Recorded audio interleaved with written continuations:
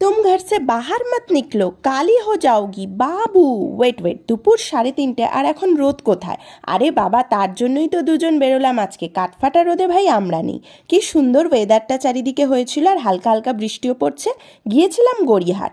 কি সুন্দর সুন্দর ব্যাগ। যাই হোক, আমাদের গল্পের খপ্পরে ভাই তোমরা পড়ো না, গল্পের মাথা মুন্ডু খুঁজে পাবে না। অবশ্যই না, এতদিন পর ছোটবেলার স্কুল ফ্রেন্ডদের সাথে যদি দেখা হয়। গল্পের পাহাড় তো জমারই কথা। ওই হয়ে গেল, আমরা আবার আটকে পড়লাম ব্লাউজের দোকানে। কি করব বলো, মেয়েদের মন বুঝতেই পারছো। ও ব্লাউজের পিস কিনেছিল বানাবে বলে, আর আমার তো কেনাকাটির ব্যাপারে সারা বছর 12 মাসে 13 পার্বণ চলে। এই ব্যাগটা আমার খুব পছন্দ হয়েছিল, তাই শমিকাকে বললাম তুই দেখে নে ব্যাগটায় কোথাও ডিফেক্ট আছে কিনা। তারপর তো ওই দোকান এই দোকান ঘুরে ঘুরে নিলাম।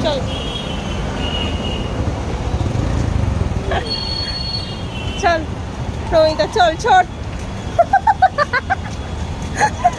শেষে আর পারা যাচ্ছে না।